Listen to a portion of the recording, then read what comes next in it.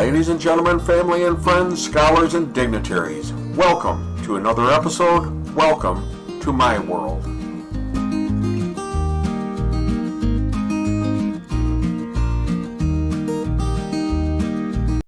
Hello, friends. So it's like this.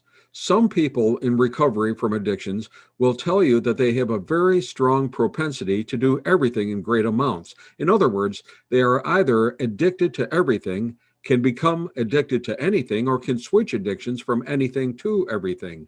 They, in fact, have an addictive personality, and it may or may not be noticeable to others, and you may or may not notice it yourself. For instance, someone might be addicted to alcohol, or if not physically addicted, have a strong dependency on it. After 10 or 15 years, they're able to kick the habit only to see that they've started smoking and their nicotine dependence is as strong or even stronger than their alcoholism. Others see that they're dependent on anything they try, good or bad. They may be workaholics, compulsive gamblers. It can be pornography. In fact, it's a very common addiction today, or even become what are known as religious zealots. In effect, they tend to do anything and everything in an obsessive compulsive manner, even including talking or emotionally overreacting. Some people become addicted to excessive socialization and always need to have people around, and they become afraid of being alone. And of course, with this, one of the biggest examples is a dependency on relationships and often burning them out one right after another, and yet not understanding why. And they learn and continue the pattern of getting into relationships for the wrong reason, with the wrong people, and under the wrong circumstances. An addictive personality is a personality that is more likely to become addicted to something. This can include someone becoming extremely passionate about something and developing an obsession or fixation. It can include money, sex, and power, and even things you would never think of, such as cutting oneself or even excessive tattoos.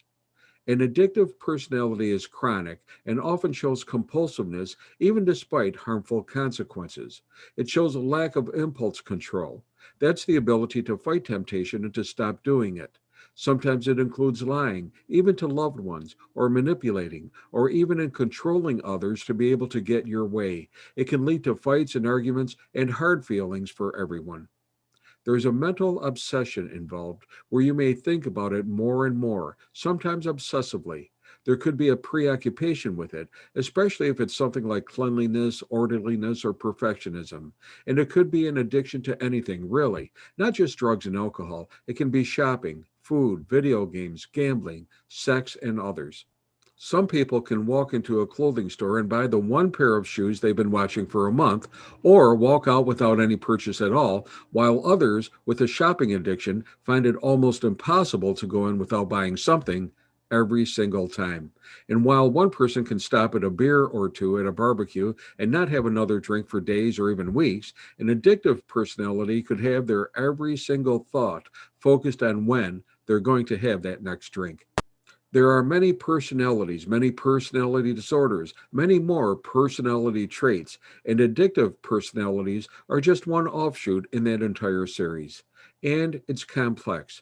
It depends on a number of factors, including genetics, the environment, your friends and peer pressure, your social supports, stressors in your life, and other factors influencing your life.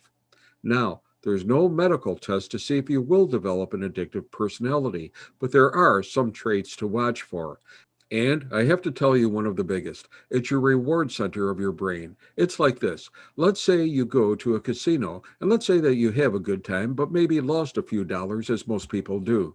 Well, your reward system of the brain was mitigated. You had a normal experience, a nice time offset by the realities of losing money, which no one likes, and that trip released a certain level of endorphins and enkephalins, brain chemicals, that give you a certain level of pleasure. But let's say that during that trip you won money, and then won again, and even won a third and a fourth time. Well, now your brain is being flooded with these euphoric producing drugs. Thus, your reward center is heightened, and then you're beginning to experience a casino trip much differently than most people do, and not necessarily in a good way. Anyway, with an addictive personality, you usually find the following features: obsession with that behavior, a craving or always wanting more, lying, secrecy, manipulation, and control, continuing the behavior despite negative consequences or breaking promises to quit. Impulsive behavior. Hey, I didn't mean to go to the casino. I was on my way home from work and it was as though I just automatically turned in there. Not taking responsibility for my actions. Sensation seeking, like drug abuse, one develops a tolerance and wants more and more, and even higher levels of sensation. And this often leads into risk taking, as those levels may constitute something more risky or even dangerous. Often, criminal behavior results from an addiction or addictive personality, especially if there's a cost or money involved. And neuroticism. There are many feelings involved with an addictive personality, and not just euphoric ones. It could be anger, sadness, irritability, and most often, anxiety. High levels of anxiety, both before and after the behavior itself. Now, here's the catch. An addictive personality isn't just a dependency to one behavior, but to two or more, and it may switch from one to another in the blink of an eye, sort of like one of those whack-a-mole games at a carnival. You bring one under control and another pops up somewhere else. So, some people do say that there is no such thing as an addictive personality, and the truth is that there is no unified, agreed upon psychiatric definition for it. But that aside, there are thousands of stories by people themselves who speak about their addictions, their multiple addictions, and the ease at which they transferred from one addiction to another. In fact, there are so many stories that in treatment agencies, counselors caution during aftercare treatment to be sure to guard against this and to immediately re engage with the counselor if they feel a new addiction growing. If you feel that certain things are out of control, are beyond your ability to keep them in consistent, proper perspective, then reach out for help. Find a local counselor or treatment agency, even if it's just to check things out. It won't hurt, and it just might help give you a new lease on life. Hey, be safe, be well, and may God bless.